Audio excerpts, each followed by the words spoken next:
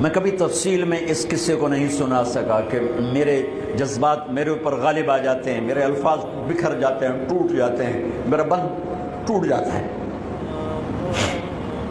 لیکن اس کی متھ کیا ہے؟ یہ کیوں ہوا؟ یہ کیوں ہوا؟ یہ اس لیے نہیں ہوا کہ 10 دن رو پیٹ کے تم چھٹی کرو، اس لیے نہیں ہوا۔ یہ ایک سبق ہے، ایک پیغام ہے کہ اللہ کو راضی کرنے کے لیے اتنی بازی لگانی پڑے تو لگاؤ۔ بھوکے پیاسے، کہ گرمی کے روزے آتے ہیں 12 گھنٹے پیاس میں آدمی تڑپ کے رہ جاتا ہے۔ تمہیں خبر ہے میرے نبی کی اولاد 72 گھنٹے پیاسے، پیاس کی شدت، پانی کا قطرہ نہیں، اور آگے انسان کی شکل میں درندے کھڑے ہوئے ہیں۔ جب سارے جان نثار شہید ہو گئے، تھوڑا سا سنا بھی دیتا ہوں، جب سارے جان نثار شہید ہو گئے تو پیچھے اہل البیت رہ گئے۔ اہل البیت، سب سے پہلے شہید کا نام بتاتا ہوں، مسلم بن اوسج، جو امام صاحب کے، امام علی مقام کے قافلے میں جو پہلے شہید ہیں، مسلم بن اوسج۔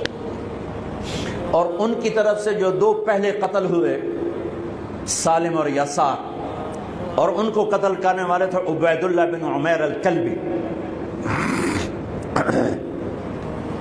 ایک ابن زیاد کا غلام تھا، ایک ربیعہ بن زیاد کا غلام تھا۔ وہ دونوں نکلے تو اس کے مقابلے کے لیے بربر بن خضیر اور حبیب بن مطاہر نکلے حسین علی مقام کے لشکر سے۔ تو عمیر بن وہب کلبی وہ کوفہ سے اٹھ کے آئے تھے، کوفہ سے بیوی سمیت آئے تھے، بیوی کا نام ام وہب، حبشی تھے۔ کہنے لگے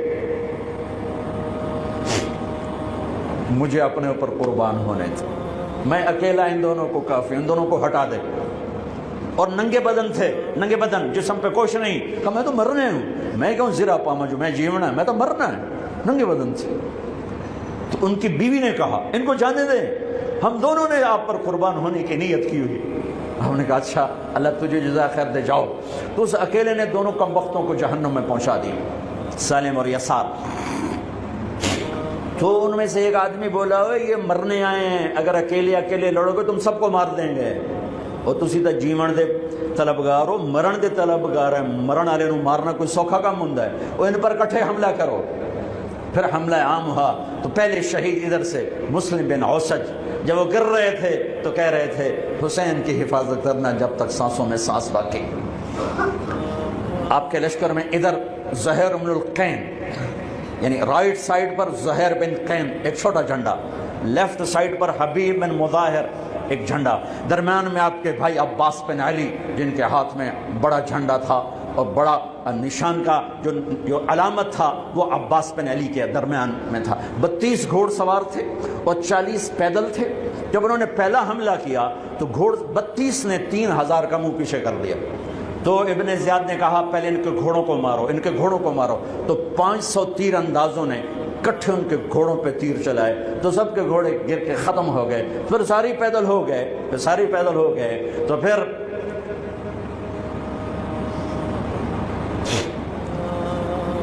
میں اٹک جاتا ہوں، اس لیے پھر میں آخر میں بیچ میں زہیر کی شہادت سنا دوں۔ زہیر بن القین، جب نماز کا وقت آیا، ظہر کا وقت داخل ہوا، تو آپ نے اشارہ کیا زہیر یہ شمر سے کہو نماز پڑھنے دے، نماز پڑھنے دے۔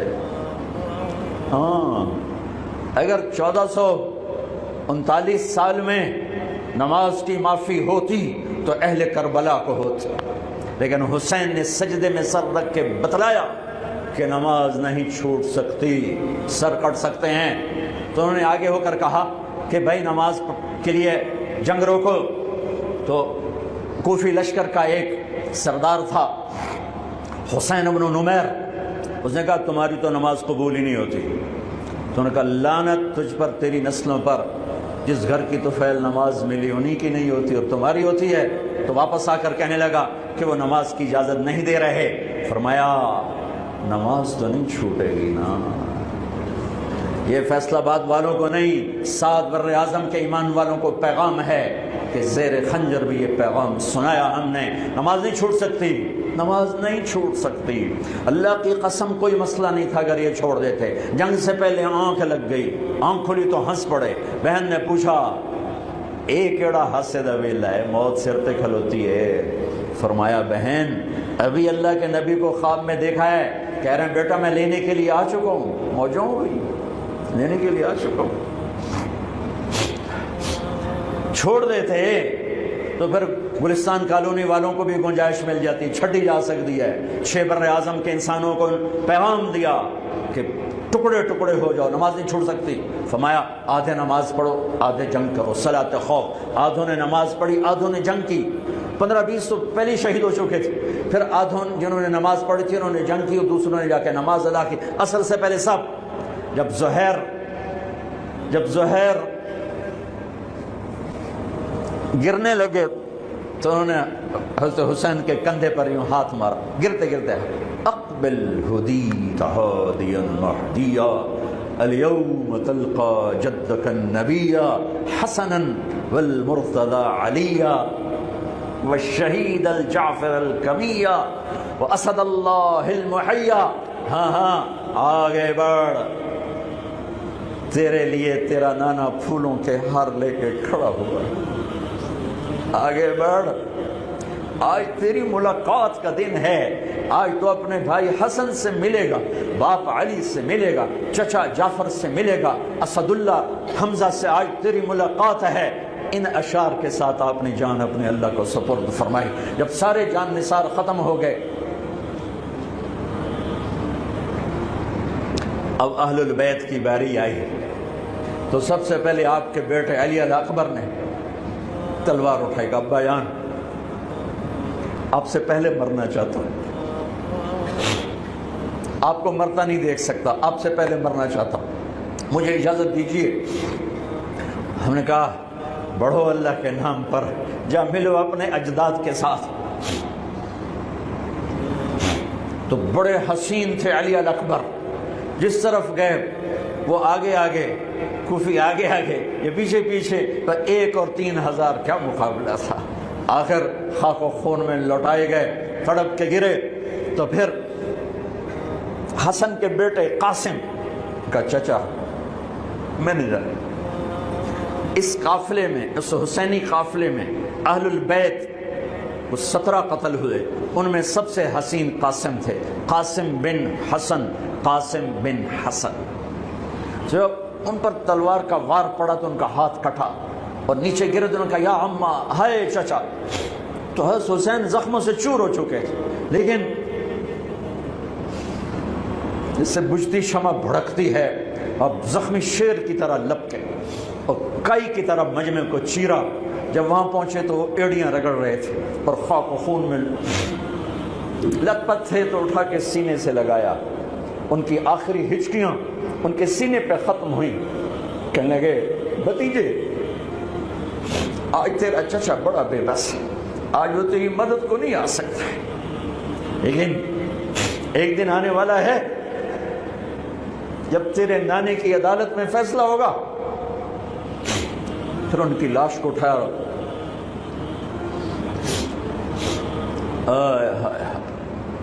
عبداللہ بن حسن, ابو بکر بن حسن, قاسم بن حسن, علی بن حسین لاشیں پڑے ہوئے ہیں. عبداللہ بن عقیل, عبد الرحمن بن عقیل علی کے بھائی لاشیں پڑے ہوئے ہیں. اپنے بھائی عباس بن علی, محمد بن علی, عبداللہ بن علی, عثمان بن علی, ابو بکر بن علی اور حسین بن علی, 5 بھائی پہلے لاشیں پڑے ہوئے ہیں. اون بن عبداللہ بن جعفر, محمد بن عبداللہ بن جعفر, عبد الرحمن بن مسلم بن عقیل, جعفر بن مسلم بن عقیل, عبداللہ بن مسلم بن عقیل, عبداللہ بن ابو سعید بن عقیل. یہ سب اہل البیت ہیں جن کے لاشوں کے انبار ہیں. اور آخر میں ایک بچہ 2 سال کا عبداللہ, آپ کو خواب و خیال بھی نہیں تھا کہ اس بچے پر بھی کوئی اس طرح کا ظلم و ستم ڈھائے گا. تو آپ جب اکیلے رہ گئے تو آپ نے کہا عبداللہ کو بھیجو. آخری ملاقات بیٹے سے. تو اس کو سینے سے لگایا، چوم کے یہاں بٹھایا، ابھی تقدیر کا کچھ امتحان باقی تھا۔ 2 سال کا بچہ، شامی لشکر سے بنو اسد کا ایک بنو ابن الموقد، اس نے تیر جو چلایا خطا بھی جا سکتا تھا، یہاں آ کے لگا اور پار ہو گیا، بچے کی گردن ایسے ڈھلک گئی، یہاں امام علی مقام۔ ارے بھائی، میں قطر ہاسپٹل گیا کسی کام، تو وہاں کسی کا بچہ تھا منگوڑے میں ہاسپٹل میں، ویسے تڑپ رہا تھا، پتہ نہیں اس سے کیا تھا، اور اس کی ماں ایسے اس کو کھڑی دیکھ، یہ منظر میں آج تک نہیں بھولا۔ اس ماں کے چہرہ، صرف اس کی آنکھیں نہیں رو رہی تھی، مجھے اس کا سارا وجود روتا ہوا دکھائی دیا، اور اس بچے کے اوپر ڈاکٹر کھڑے ہوئے ہیں، بچہ نہیں کیا، مجھے نہیں پتا اس کو کیا تھا، وہ ایسے بے قرار ہو کے تڑپ رہا تھا۔ یہ 2001 کا واقعہ ہے، 16 برس گزر چکے ہیں، میں واقعہ نہیں بھول سکا ہوں۔ اس باپ کو سوچو جس کے سامنے 2 سال کے بچے کے گردن کے تیر پار ہو گیا ہو، اور پھر وہ خون، یہاں بچے کا خون دونوں ہاتھوں میں لیا اور یوں آسمان کی طرف بلند کر کے کہا، میرے رب، بس تو راضی ہو، تو راضی ہے تو کم بھی بڑھ گئے۔ یہ پیغام ہے فیصل آباد کے تاجروں کو، پورے ملک کے تاجروں کو، پوری دنیا کے اہل ایمان کو، کہ اللہ کو پانے کے لیے ہر سودا قبول ہے، قبول ہے۔ ہاں، پھر کھڑے ہو گئے کہ چل بچہ تو چل، تیرا پیو بھی آ رہا ہے۔ اور اب آپ کو شہید کرنا کوئی مسئلہ نہیں تھا، زخموں سے چور تھے، لیکن ہر کوئی ڈرتا تھا بھئی میں نہ مرا۔ تو شمر آیا بدبخت، کیوں نہیں قتل کرتے ہو؟ تو ابو زرع بن شریک تمیمی نے پہلا وار سیدھا کیا، جو یہاں لگا، شانے پر لگا، تو اس سے آپ ڈولے، تو سنان بن انس نے سینے پر نیزہ مارا، اس سے آپ گرے، تو شمر نے کہا سر کاٹو، تو خولہ بن یزید آگے بڑھا، پھر ڈر کے پیچھے ہٹ گیا، تو سنان بن انس نے اس کو گالی نکال کر پیچھے دھکا دیا، اور اس امت کا بدبخت ترین انسان جس نے میرے نبی کے نواسے کی وہ گردن کاٹی جس پر میرے نبی کے بوسے تھے، گردن کاٹ کے سر اوپر چڑھا دیا۔ پھر خیموں کی طرف بڑھے، تو اللہ کو زندگی مقصود تھی، آل رسول کی نسل چلنی تھی، تو علی بن الحسین بیمار تھے، ایمن جن کو زین العابدین، ابھی میں ان کا قصہ سنایا، اس پر شمر کی تلوار رک گئی کہ چلو بیمار ہے چھوڑ دیا جائے، بیمار ہے چھوڑ دیا جائے۔ تو خواتین، بچے، حضرت علی کی بیٹیاں فاطمہ بنت علی، زینب بنت علی، حضرت حسین کی بیٹی سکینہ بنت حسین، اور آپ کی بیگم رباب، آپ کو بیویوں میں سب سے محبوب بیوی تھی رباب۔ آپ فرمایا کرتے تھے جب رباب میکے چلی جاتی ہے تو میری تو نیند ہی اڑ جاتی ہے، اتنا ان سے پیار تھا، وہ بھی ساتھ تھی۔ ان سب کو ان کے کانوں کی بالیاں کھینچ کے اتار دی۔ پھر ابن سعد نے کہا 10 گھوڑ سوار آؤ، انہوں نے حسین کے جسم پہ گھوڑے دوڑا دیے، ادھر سے ادھر سے ادھر سے۔ جب قافلے کو گھسیٹ کے باہر لائے، لے جانے لگے، تو حضرت زینب نے دیکھا 72 سر نیزوں پہ چڑھے ہوئے تھے، سب سے معصوم سر عبداللہ بن حسین، وہ بھی نیزے پہ چڑھا ہوا تھا۔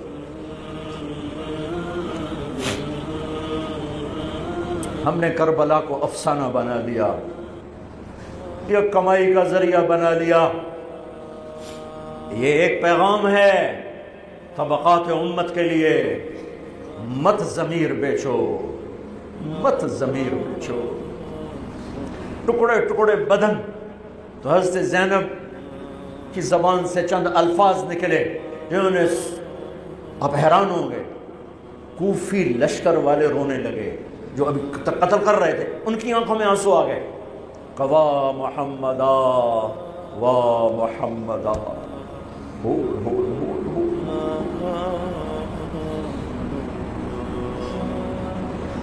اے محمد مصطفیٰ، اے محمد مصطفیٰ، هذا حسین بالعراء مزمل الدماء مقطع الاعضاء، وا محمدا وا محمدا، اے محمد مصطفیٰ، اے محمد مصطفیٰ، بناتک السبایا ذریتک مقتلہ تصفی علیہ الریاح. آج حسین کی بارات ہے محمد مصطفیٰ، آج تیرے نواسے کی بارات ہے. آج اس نے اپنی بوٹیوں کا ہار گلے میں ڈالا ہے، اپنے خون کے قطروں سے بنا ہوا لباس پہنا ہے. آج وہ سرخ جوڑے میں بڑا حسین نظر آ رہا ہے. آج وہ سرخ جوڑے میں بہت پیارا لگ رہا ہے. اس کا جسم بکھرا ہوا ہے، اس کی بوٹیاں بکھر گئیں، اس کے بدن کے ٹکڑے ٹکڑے ہو گئے.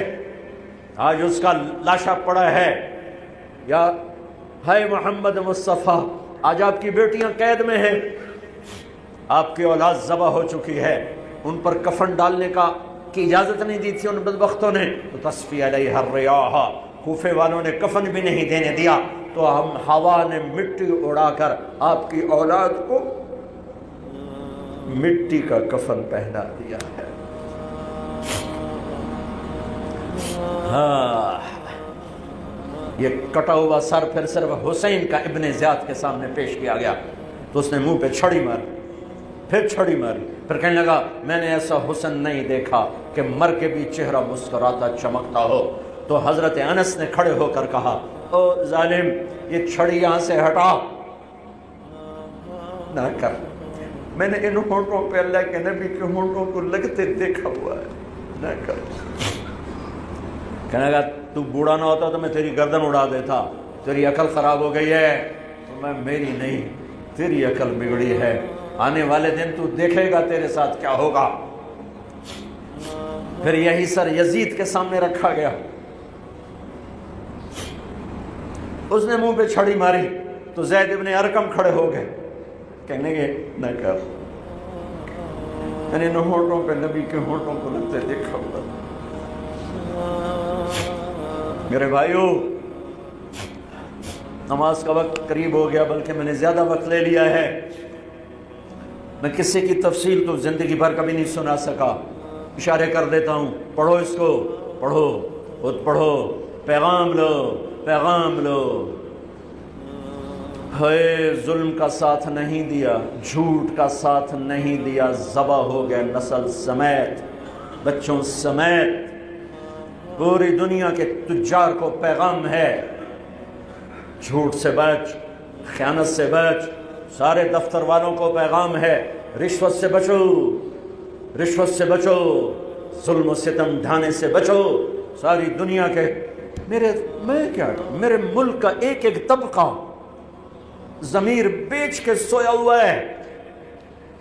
جہاں انصاف دینے والے بک جائیں، جہاں جج کے قلم کی قیمت لگے، جہاں جس دیش کے جج کو خریدا جا سکتا، جس کے قلم کو خریدا جا سکے، جس دیش کے وکیل کو خریدا جا سکے، جس دیش میں جھوٹے مقدموں کی بھرمار ہو، جس دیش کا ڈاکٹر مریض کو مریض نہ سمجھے، گاہک سمجھے، اور مرتے کی کھال اتارے، مرتے ہوئے کی کھال اتارے. جس دیش کا وکیل خود ایک مافیا گروپ بن چکا ہو، جس دیش کا، میں وکیلوں کا رونا کیا روں، میں ججوں کا رونا کیا روں. میرے دیش کا تو ریڑھی والا بھی ظالم ہے، مزدور بھی ظالم ہے، غریب بھی ظالم ہے، مالدار بھی ظالم ہے. ظلم کے اندھیروں میں دیش ڈوبا ہوا ہے.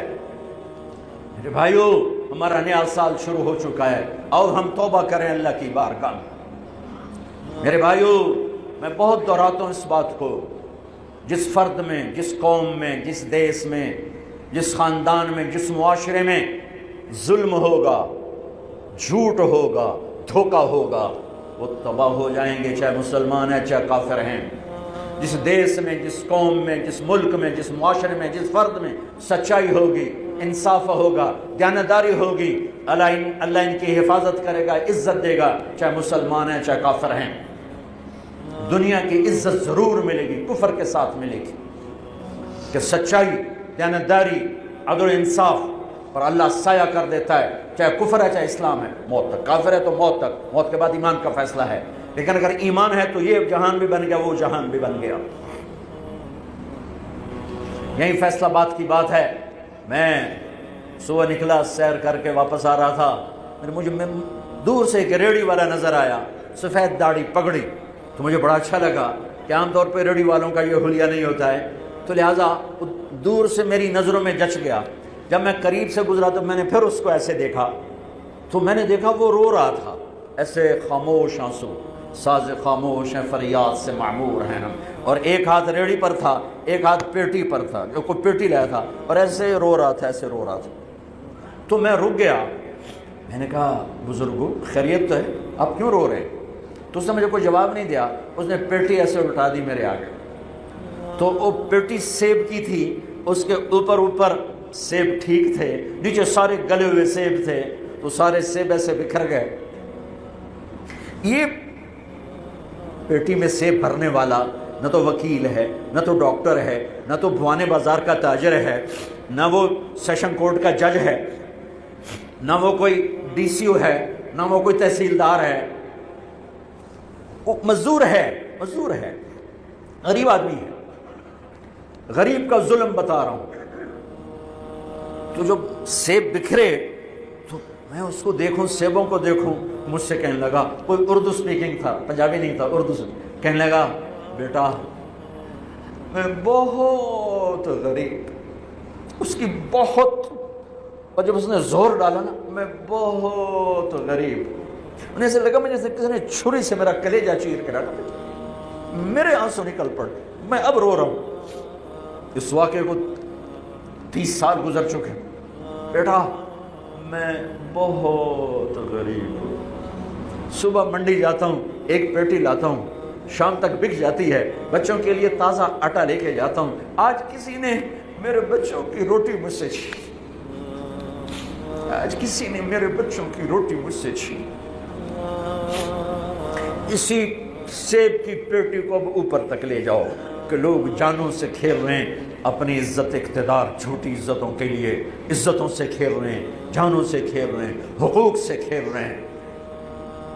یہاں ایسے ضمیر بکتے ہیں جیسے بھیڑ بکریاں بکتے ہیں، یہاں ایسے زبان کے بول بکتے، اے نہیں کسائیاں کھول جاؤ تو سری دے وے زبان بھی آیا تو سر بھی آیا، یہاں ایسے دماغ بکتے ہیں جیسے بکرے کی سری بکتی ہے، ایسی زبانیں بکتی ہیں جیسے بکرے کی زبان بکتی ہے، ایسے ضمیر کے سودے ہوتے ہیں جیسے بھیڑ بکریوں کے سودے ہوتے ہیں۔ اور میری جیب خالی تھی، میرے پاس کچھ بھی نہیں تھا، میں تو ایسے صبح نکلا تھا، مجھے اتنا صدمہ ہو کہ ہے کہ میری جیب اتنے پیسے تو ہم دیتے، بابے دی پیٹی جو کے پیسے تھے انہوں نے دے ہی دینا۔ آج تک مجھے یہ دکھ رلاتا ہے۔ پھیلا دو سارے پنجاب سے، وہ کراچی سے لے کر خپلو تک، گلگت تک، سب کچھ یہی ہو رہا ہے۔ روتے ہیں حسین کو، کھڑے ہوئے ہیں یزید کے ساتھ، روتے ہیں آل رسول کو، کھڑے ہوئے ہیں شمر کے ساتھ، ابن زیاد کے ساتھ۔ ان مگرمچھ کے آنسوؤں کی میرے رب کی بارگاہ میں کیا قیمت ہے؟ میرا معاشرہ ظلم و ستم میں ڈوب چکا ہے۔ کہتے کہتے کہتے کہتے عمر بیت گئی۔ بھائیو جتنے بیٹھے ہو اتنے تو توبہ کریں ہم کہ آؤ بھائی آج ہم اپنے اللہ کو راضی کرنا، اپنی زندگی کی منزل بنائیں، اپنی زندگی کا مقصد بنائیں۔ ظلم سے نکلو، جھوٹ سے نکلو، بہتان سے نکلو، رشوت سے نکلو، حرام سے نکلو، شراب سے نکلو، زنا سے نکلو، بدکاری سے نکلو، فحاشی سے نکلو، جوئے سے نکلو، جھوٹے مقدموں سے نکلو، جھوٹی گواہیوں سے نکلو۔ قتیبہ بن بکار کی مجلس میں مصر کا بادشاہ واز سنتا تھا، 18 برس آتا رہا، 18 برس، اور ہر سال 1000 دینار، 1000 دینار ان کو گفٹ کرتا تھا، 1000 دینار، کوئی 10 کروڑ روپیہ بنتا ہے، 1000 دینار۔ 18 سال کے بعد ایک فتوے پہ دستخط مانگے کہ یہاں سائن کر دیں، فتویٰ غلط تھا، انہوں نے کہا مولوی نے 18,000 دینار دیتے کیوں نہیں کرے گا؟ انہوں نے فرمایا یہ تو شرعاً خلاف ہے، میں کیسے دستخط کروں؟ وہ کہنے لگا کرنے پڑیں گے، کہ میرا ضمیر نہیں تم ایسے خرید سکتے، میں نہیں کروں گا۔ کہنے لگا میرے 18,000 دینار واپس کر۔ 18,000 دینار اربوں روپیہ بن چکا ہے۔ انہوں نے کہا مولوی بھوکھا ساڈا کھاوے تے ساڈے اگوں سر چاوے۔ کہنے گے ٹھیک ہے، گھر گئے، 18 تھیلیاں 1000 دینار کی، ان کے رسی بھی گرا بھی نہیں کھولی تھی، گرا پہ سرکاری مہر ہوتی ہے، وہ مہر بھی نہیں ٹوٹی ہوئی تھی، جیسی تھی ویسی لا کر اس کے سامنے رکھ کے کہا تو میرے ایمان دا مل اتنا ہی لایا ہی اے 18,000 نکل جا میری مجلس سے، جو کم وقت تو نے مجھے 18,000 میں خریدنا چاہا، تو نے میرے ایمان کی قیمت یہ لگائی تھی۔ جیسے وہ پڑا تھا اس کے منہ پہ مار دیا۔ بھائیو ایسا اللہ سے ایمان مانگو، ضمیر مانگو جو اللہ پہ تو قربان ہو، لیکن ان سکوں پر نہ بک جائے، ان ٹھیکروں پر نہ بک جائے۔ نیت کرتے ہو سارے؟ توبہ کرتے ہو میرے ساتھ؟ کہو یا اللہ میری توبہ، پھر کہو یا اللہ میری توبہ، پھر کہو یا اللہ میری توبہ۔ پکی ہے تو اللہ کے ہاں قبول ہے، چونکہ میرے رب کو توبہ جیسے پسند ہے۔ سبحان اللہ۔ اور میری تو عمر ہی کوئی نہیں ہے۔ میرا رب کہتا ہے میرا بندہ اتنے گناہ کر کہ زمین سے اٹھا کر آسمان کی چھت کو لگا دے، یہاں سے اٹھا کر آسمان کی چھت کو لگا دے، پھر صرف ایک دفعہ کہنا یا اللہ معاف کر دو، میں ساری معاف کر دوں۔ ہمارے گناہوں کی تو حیثیت ہی کوئی۔ میں نے مانچسٹر میں بیان کیا، آخر میں ایسے توبہ کروائی تو ایک نوجوان آ گیا، لاہور کا تھا، کہا جی مولانا صاحب یہ گناہ معاف ہو گئے سارے؟ میں نے کہا ہاں یہ توبہ پہ ہو گئے؟ واقعی ہو گئے؟ میں نے کہا بالکل۔ جی میں نے بہت گناہ کیے ہیں، سارے معاف ہو گئے؟ میں نے کہا بالکل ہو گئے۔ جی میں نے بہت کیے ہیں۔ میں نے کہا بیٹا تیری تو عمر ہی کوئی نہیں، تو نہیں کتنے کیے ہوں گے؟ تو رب کی رحمت کو جانتا نہیں۔ ہمارے بر صغیر کا معاملہ ڈراتے زیادہ ہیں، اتنا اللہ سے ڈرایا کہ اللہ سے جدائی کر دی، اللہ سے بھگا دی۔ ایک دفعہ ایک آدمی کہنے لگا تسی مولویاں ساڈے کولوں ساڈا رب بھی کھو لیا۔ بہت مالدار آدمی تھا۔ تسی مولویاں ساڈے کولوں ساڈا رب بھی کھو لیا، تسی سانو رب کولوں اتنا ڈرایا کہ اسی ہن آنے بھی پتہ نہیں ساڈے نال اس کرنا کی۔ میں نے کہا یار میں تو نہیں ڈرا، تو میں تو خوشخبریاں دو بھائی اللہ کے پاس آ جاؤ، اللہ کے پاس آ جاؤ۔ نہ کہیں جہاں میں امان ملی، جو امان ملی تو کہاں ملی، میرے جرم خانہ خراب کو تیرے عفو بندہ نواز۔ اور کوئی راستہ ہے؟ اللہ کو مناؤ، ایک بول پہ مانتا ہے، ایک بول پہ مانتا ہے، ایک آنسو پہ مانتا ہے، پھر ٹوٹ جائے پھر کر لینا، پھر ٹوٹ جائے پھر کر لینا۔ اور یہ تبلیغ کا کام، اس کو سیکھنے کی محنت ہے۔ اللہ ہمت دے تو ٹائم لگانا۔ نیا سال شروع ہو رہا ہے، کسی سے لڑے ہوئے ہو صلح کرو، کسی کا حق مار کے بیٹھے ہو واپس کر دو، نہیں کرنے کی طاقت تو جا کے معافی مانگ لو کہ جب ہوگا میں دے دوں گا، جب ہوگا میں دے دوں گا۔ کسی کے ساتھ بغض ہے دل کو صاف کرو، کسی کا نفرت ہے دل کو صاف کرو، کسی سے بائیکاٹ کیا ہوا ہے ابھی جا کے اس سے مل لو، اس سے ملاقات کر لو، اور اس سے سینے سے لگا لو کہ نیا سال اس طرح شروع ہو کہ ہمارا دل پوری دنیا کے لوگوں سے صاف ہو۔ تو اللہ تعالیٰ بھی ہمارے گناہوں کو صاف فرمائے گا، معاف فرمائے گا۔ اللہ تعالیٰ ہمیں اور آپ کو عمل کی توفیق بخشے۔ جتنا مجمع آئے ہو، اگر نماز میں سستی ہے تو بھائی آج کے بعد نماز نہیں چھوڑو، ٹھیک ہے نا؟ اور ایک جھوٹ نہیں بولنا، سچ بولنا ہے، ٹھیک ہے؟ کسی کو دھوکہ نہیں دینا، دیانتداری سے کام کرنا ہے۔ یہ چند کام کرنے کے کام بن جائے گا۔